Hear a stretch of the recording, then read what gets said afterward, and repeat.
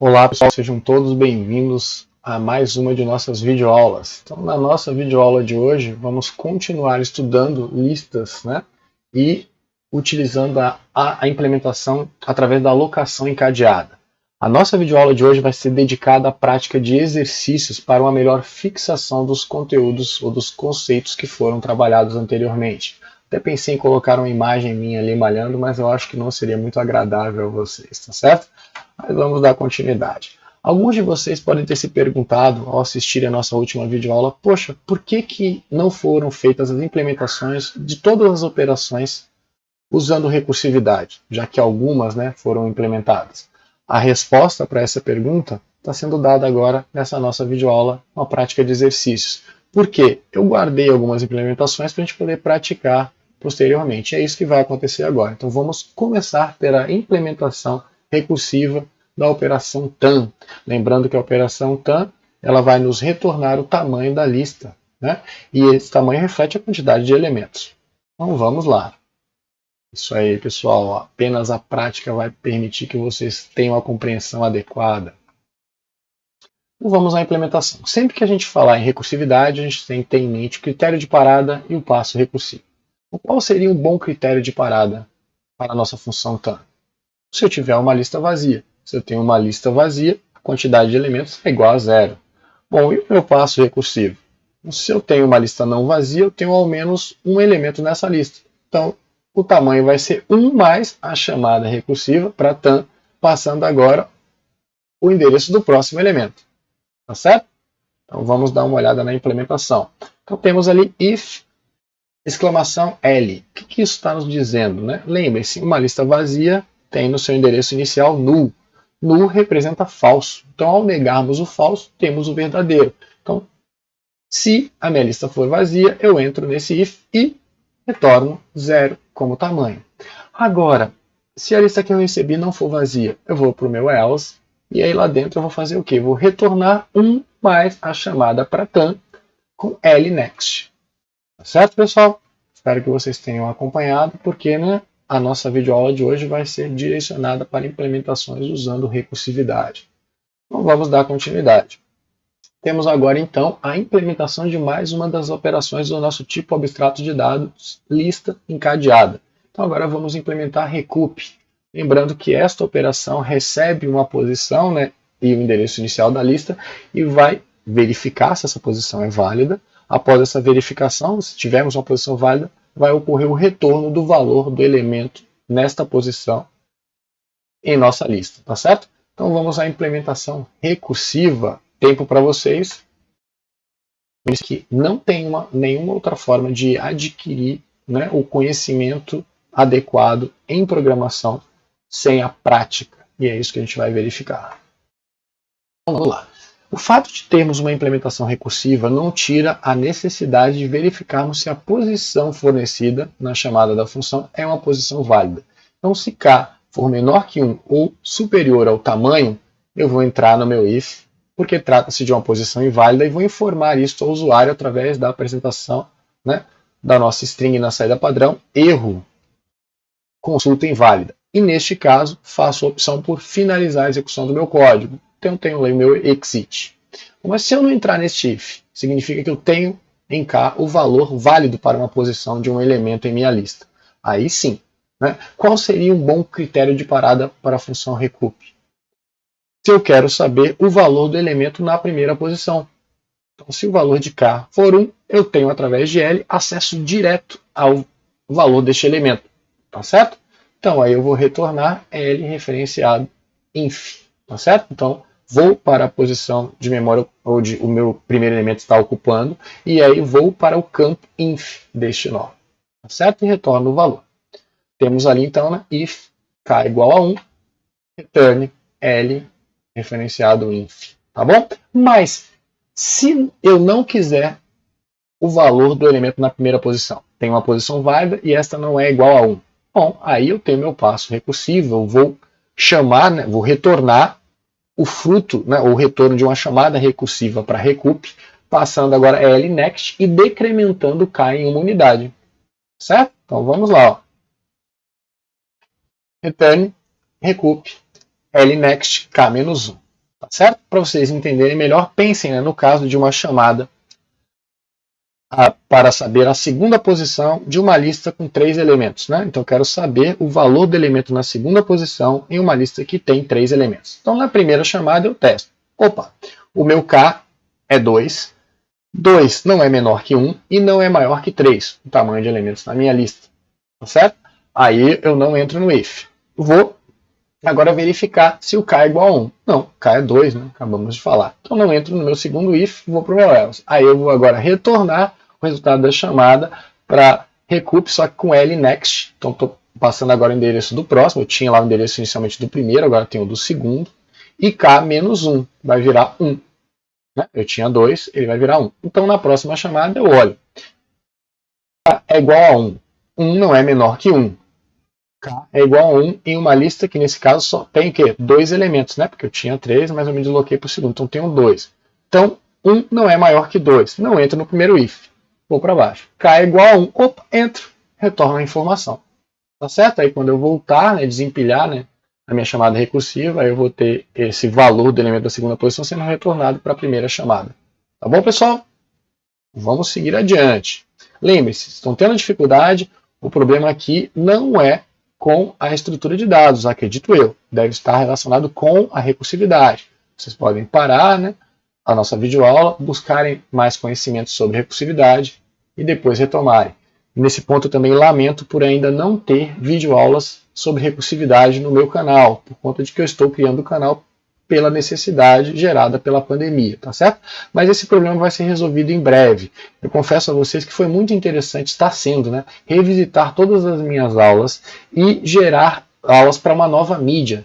E com isso eu estou repensando toda a minha didática e aí eu acredito, ou melhor, desejo gerar videoaulas para todas as disciplinas sobre a minha responsabilidade. Tá bom, pessoal? Então, em breve, teremos videoaulas relacionadas à recursividade no canal. Vamos dar continuidade. Vamos ver agora a implementação da função destruir. A função destruir é responsável por quê? Liberar toda a área alocada dinamicamente para os elementos da lista que ainda constam na mesma em um determinado ponto de execução. Então, minha lista foi necessária, fiz as manipulações lá, né, inserções, remoções, recuperações e outras utilizações da minha lista. Dado o momento do meu código, ela não é mais necessária, mas o meu programa vai continuar em execução. Então o que eu devo fazer? Liberar a área alocada dinamicamente para os elementos da lista para que essa possa vir a ser utilizada tanto para uma nova lista quanto para qualquer uma outra aplicação desta área que estava previamente ocupada. Então preciso liberá-la, tá bom? Então vamos ver a implementação da função destruir, que vimos na nossa última videoaula, mas agora vamos implementá-la com o uso da recursividade. Isso aí, pessoal. Não deixem de fazer a implementação de vocês, não esperem apenas para que eu apresente as minhas implementações, porque não há uma forma de aprender sem ser com a prática, tá bom? Então vamos lá para o código da nossa função destruir. Qual seria o nosso critério de parada? Então, em uma lista vazia, não tenho nenhum elemento ocupando memória, não preciso fazer nada. Tá? Então, meu critério de parada é, se eu tenho uma lista vazia, não tenho nada a fazer. Mas o meu passo recursivo é o quê? Tem uma lista não vazia, então ela tem ao menos um elemento. Então, vamos ver qual seria uma boa abordagem. Bom, eu posso chamar a função para o próximo e depois da chamada eu tenho a liberação da área de memória.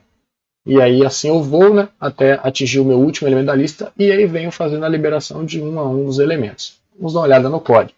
If L, ou seja, se eu tenho uma lista não vazia, eu entro. Aí o que eu faço? Vou ter um bloco, né, porque eu tenho mais de uma função no meu, mais de uma instrução no meu if. Então chamo destruir para L next. Tá bom, pessoal? E aí quando eu retomar a execução dessa função, né, retomar o contexto, eu libero a área de memória. Certo? E aí eu fecho agora o bloco do if. Se eu tiver uma lista, por exemplo, com 3 elementos, entro inicialmente. Pô, minha lista não é vazia, eu tenho o endereço do primeiro. Aí eu vou e chamo agora destruir para L next. Então eu vou chamar destruir agora para uma sublista, né, com meus 2 últimos elementos. Nessa chamada eu entro, a lista não é vazia. Aí eu vou agora e vou chamar para o ponteiro do meu terceiro elemento. Aí entro, opa, não é vazia. Aí eu vou chamar agora para o próximo do meu terceiro, que é null. Aí nessa execução, if eu não entro, não tenho nada a fazer, volto para retomar o primeiro contexto. Aí tem o free liberando a minha área é ocupada pelo último elemento, o meu terceiro. Volto de novo para retomar o contexto agora, né, da chamada que foi feita pela segunda vez, recursiva, e aí eu faço o que? Libero a área de memória ocupada pelo meu segundo elemento. E aí, por fim, volto para o contexto da primeira chamada e libero a área ocupada pelo primeiro elemento. Tá bom, pessoal? Vamos dar continuidade.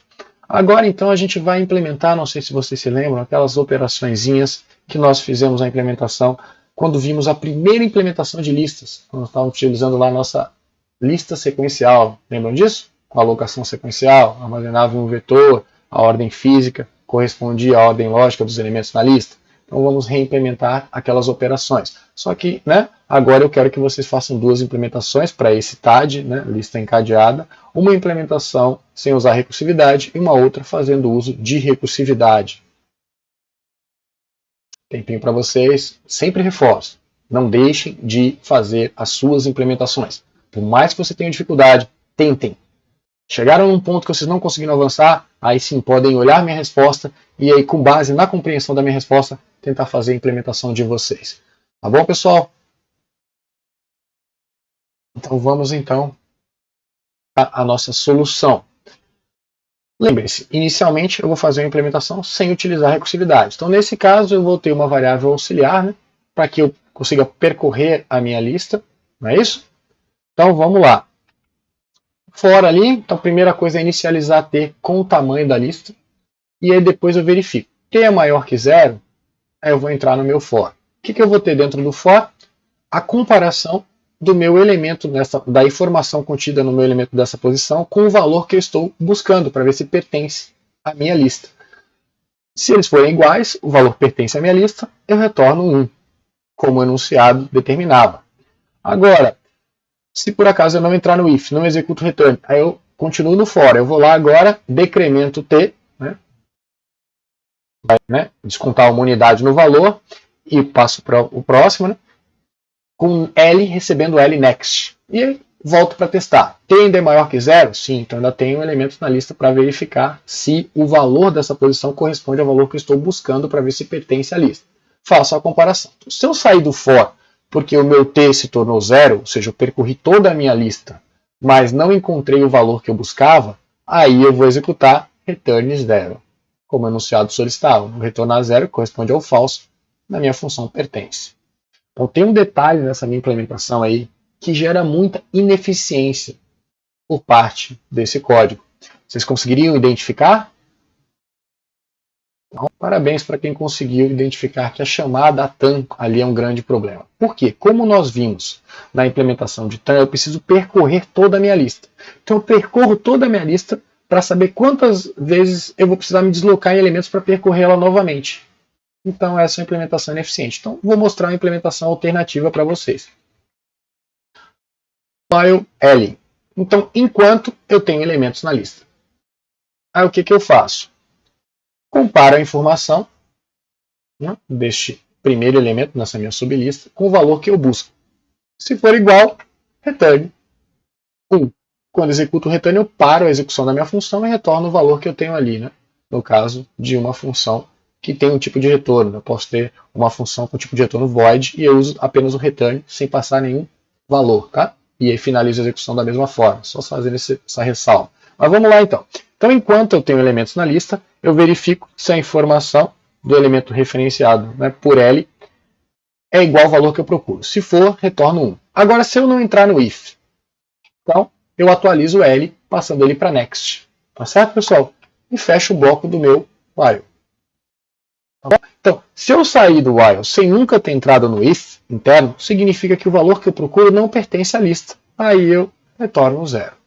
Tá bom? Notem que com essa implementação eu percorro a lista uma única vez em busca do valor. Né? Não tenho duas vezes o percurso da lista sendo feito. Um para determinar a quantidade de elementos e outro para efetivamente buscar pelo valor na lista, como o nosso código anterior apresentava. Né? Então vamos lá. Agora a gente tem a implementação recursiva.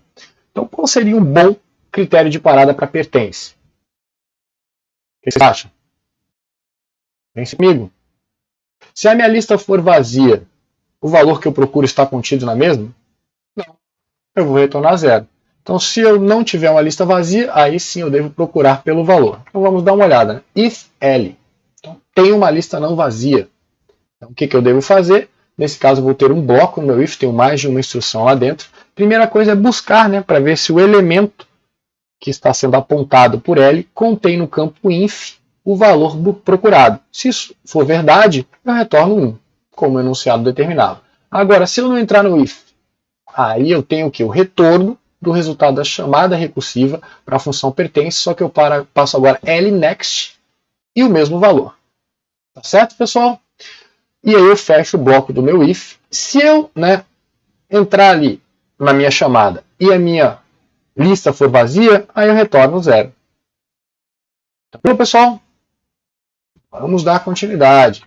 A implementação agora da nossa operação EORD. Então, esta operação recebe uma lista e vai retornar 1 se a lista for ordenada, se os elementos forem ordenados de forma crescente. Lembrem-se que eu tenho uma lista de inteiros, né? Estamos implementando a nossa lista encadeada com alocação dinâmica, né? E ela tem valores inteiros na sua informação. Então, eu vou verificar se esses meus inteiros contidos na lista estão em ordem crescente, né? Então, o primeiro elemento ele é o menor ou igual ao valor do segundo, que é menor ou igual ao valor do terceiro, e assim sucessivamente, tá bom? Agora, se a minha lista não for ordenada, se ela não estiver ordenada de forma crescente, eu vou retornar 0, tá bom, pessoal? Novamente, necessário fazer duas implementações. Uma sem fazer uso da recursividade e outra fazendo uso da recursividade. Então, vamos para a nossa primeira implementação. Tempo para vocês praticarem, né? Façam a implementação de vocês. E depois vejam a minha. Então, nosso código vai ser apresentado de que forma? Primeiro, vou ter uma variável auxiliar para percorrer toda a minha lista. Né? Tem o meu for ali. Função tam para determinar quantos elementos eu tenho. Enquanto t for maior que 1, eu vou entrar no meu for. Por que eu preciso ter mais de um elemento? Porque para fazer uma comparação para ver se ela está ordenada ou não, eu preciso comparar um elemento com o seu próximo. Então eu tenho que ter mais de um elemento para fazer essa comparação. Certo? Dentro do for, então, eu tenho lá o meu if. É eu comparar a informação do elemento que está sendo apontado por L com a informação do seu próximo. Tá? Se a informação do apontado por L for maior do que o conteúdo da informação do seu próximo, essa lista não está ordenada de forma crescente. Aí eu retorno 0. Agora, se eu não entrar nesse if, aí eu continuo, né, iterando no meu for, lembrando que eu só tenho if dentro, porque o meu for não tem chaves, então tem só uma instrução, que é o caso do meu if, que também tem só uma instrução, que é o meu return. Então aí eu volto para iterar, e o que eu tenho que fazer? Decrementar t em uma unidade e passar o meu L para o próximo, atualizar L, agora com o valor de L next, tá certo? E aí verifico se t ainda é maior que 1. Se for, eu entro, faço uma comparação. Se eu sair do for sem entrar em momento nenhum no if, significa o quê? A minha lista está ordenada, então eu retorno 1 como enunciado determinado. Neste código, eu também tenho um detalhe ali que gera uma grande ineficiência, tá certo? Qual seria esse detalhe? Novamente a chamada de tamanho, tá certo, pessoal? Então, uma alternativa a essa implementação seria que se eu tenho uma lista que é vazia ou tem apenas um elemento, ela está ordenada, retorno 1. Agora, se isso não acontecer, eu vou para o meu do while. E aí eu testo. Se a informação, né, do elemento apontado por L for maior do que a informação apontada ou contida por L next, aí significa que eu não tenho os meus elementos ordenados de forma crescente, retorno 0. Agora, se eu não entrei no if, L vai passar L next, e eu verifico agora enquanto eu tenho L next. Por que eu estou fazendo isso? Lembre-se, lá o meu primeiro if verifica se eu tenho uma lista vazia com apenas um elemento, porque para eu fazer comparação entre elementos, eu preciso de uma lista com ao menos 2 elementos. Então, se eu não tenho nenhum ou um, eu entro lá no meu primeiro if e retorno 1. Se eu fui para o do while, eu tenho ao menos 2 elementos na lista. Aí eu comparo o valor da informação desses 2 elementos consecutivos. Se eu não entrei no if, aí eu atualizo, né, L para o próximo e verifico se este L ainda tem um próximo. Se eu ainda tenho 2 elementos. Porque se eu tenho, por exemplo, uma lista com 3, aí eu entro, não entro no meu primeiro if, porque ela não é vazia e não tem só um elemento, vou para o do while, aí comparo o valor do primeiro com o segundo, tá certo, né? Então eu tenho, por exemplo, 3 e 5, não entrei no meu primeiro if, aí eu atualizo o meu L para L next, passo a ter o endereço do segundo, aí vou lá e verifico se o meu segundo tem um próximo, tem o meu terceiro, volto na próxima iteração, aí comparo o valor do terceiro com o valor ou o valor do segundo com o valor do terceiro. Aí eu tenho lá, por exemplo, no caso que eu tinha dito, né, 3, 5, vamos imaginar 7. Aí o 5 é menor que 7. Não entro no if. Aí L passa a ser L next. Tenho agora o endereço do terceiro elemento. Então, com o endereço do terceiro elemento agora, eu verifico se o terceiro tem um próximo. Não tem. Eu tenho só 3. Então, neste caso, eu saio do while porque, né, eu não tenho um próximo. E aí eu vou executar o meu return 1. Porque eu não encontrei nenhum par de elementos que infringia a regra de uma ordenação crescente. Tá bom, pessoal? Mas vamos lá, não vamos nos contentar apenas com essa implementação. Temos a implementação recursiva. Então, qual seria um bom critério de parada para a minha implementação recursiva? Nós vimos um pouco dele na solução anterior, né? Então, se eu tenho uma lista vazia ou com apenas um elemento, ela é ordenada, então eu retorno 1. Agora, se não, aí eu vou verificar agora o quê? Se a informação no meu tido como primeiro elemento é maior do que a que eu tenho no segundo. Se for, eu infringi a regra de ordenação crescente, então eu retorno 0. Se eu não entrei em nenhum desses ifs, o que eu devo fazer? A chamada agora é recursiva. Então, retorno o retorno da chamada eord passando L next. Tá bom, pessoal? Então, vamos lá. Não vamos parar por aqui, né? Vamos implementar agora no nosso TAD, lista enc, né? Utilizando recursividade, a seguinte operação: gerar lista, tá certo? Uma operação que também foi implementada lá para nosso primeiro TAD de listas que nós vimos, né? Que era a lista o quê? Uma alocação sequencial, lembram disso? Armazenada em vetor estático, onde a ordem física corresponde à ordem lógica dos elementos. Então vamos lá.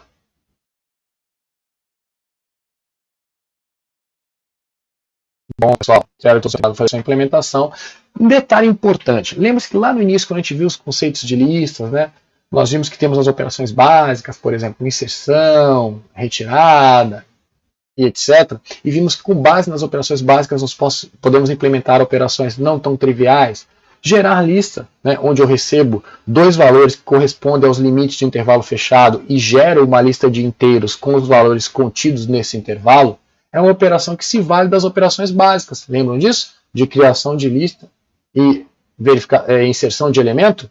Então, aqui a gente vai fazer uso dessas operações. Aí o detalhe é o quê? Se vocês pararem agora e voltarem para a nossa videoaula, onde nós vimos a implementação desta operação sobre o nosso TAD, lista sequencial, vocês vão ver que é exatamente igual ao código. Por quê? Porque a diferença na implementação vai ser nas operações básicas.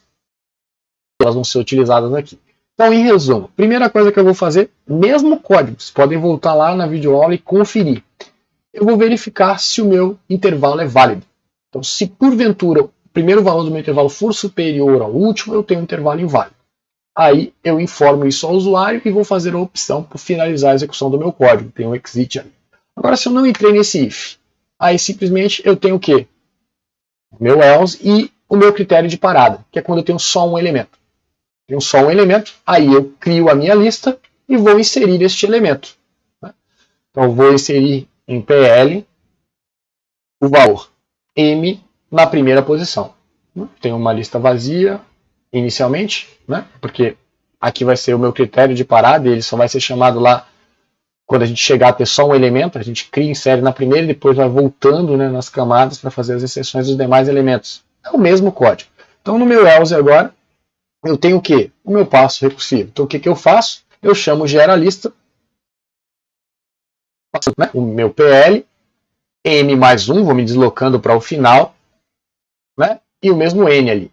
Tá certo, pessoal? Aí o que vai acontecer? O meu valor de M vai se aproximando até que ele vai ser igual a N, eu vou ter apenas um elemento, e aí eu vou fazer a inserção lá, né, no meu if superior, na chamada onde eu crio a lista e faço a inserção do elemento.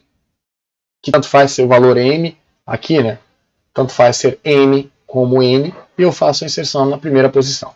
Agora, se eu, né, não estou inserindo num limite onde eu tenho só um elemento, eu não estou chamando geralista com 3, 3. Estou chamando a geralista, por exemplo, 2, 5. Aí na primeira chamada, o 2 não é maior, só para a gente voltar para ficar tudo mais claro. Vamos simular como a gente fez lá na nossa videoaula anterior. Estou fazendo uma chamada para criar uma lista, aí eu passo o endereço lá, né? inicial de uma lista encadeada, e os valores para M e N. Então, o primeiro valor para M vai ser 3, e o meu valor de N, 5. Né? Eu acho que eu falei 2, 5. Então, vamos lá. 2 para M e 5 para N. Aí eu venho. 2 é maior que 5? Não. Então, não entro no if. Vou para o else. O que o else determina? Que eu vou verificar M com N. 2 é igual a 5? Não. Não entro no if, onde eu crio e faço a inserção. Vou para o meu else. No else, eu chamo, né, para criar a minha lista, passando agora o quê? M mais 1 e N. Tá? O meu M era 2, então eu vou chamar agora para 3 e 5. Tá bom? E aí volto. Aí venho para 3 e 5. Volto aqui. 3 é maior que 5? Não. Não entro no if. Aí venho para cá. 3 é igual a 5? Não. Venho aqui. Não vou passar do if, venho para o else. E aí tem uma chamada agora. Para meu PL. Do que, pessoal? 4, 5. Aí volto novamente. 4 é maior que 5? Não. Não vou entrar no if. Venho para cá. 4 é igual a 5? Não. Não entro no if. Venho para o meu else. Aí tenho agora, gero para o meu PL ali o quê? Para 5, 5. É isso? Aí volto. 5 é maior que 5? Não. Não entro no if. Venho para o else. 5 é igual a 5? Opa, é. Aí eu crio a minha lista e vou inserir o valor 5, né? Tanto faz ser M ou N, como eu falei, né? Porque o 5 vai estar nos dois, na primeira posição. Então, criei a minha lista e inseri o 5 como primeiro. Aí volto para a chamada aqui, né? Onde eu estava, que o valor de M era 4. Aí o que eu faço? Vou inserir em PL 4 na primeira posição. Eu vou ficar com a lista agora com 4, 5.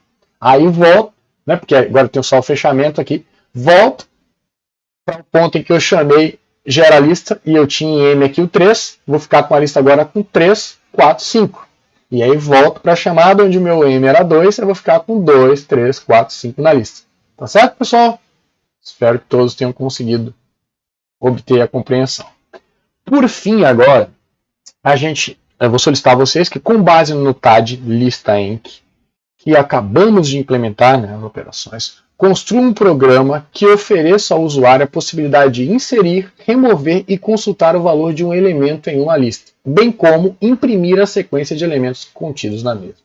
Eu tenho ali a nossa definição do TAD, né, e o protótipo, né, o cabeçalho das minhas operações.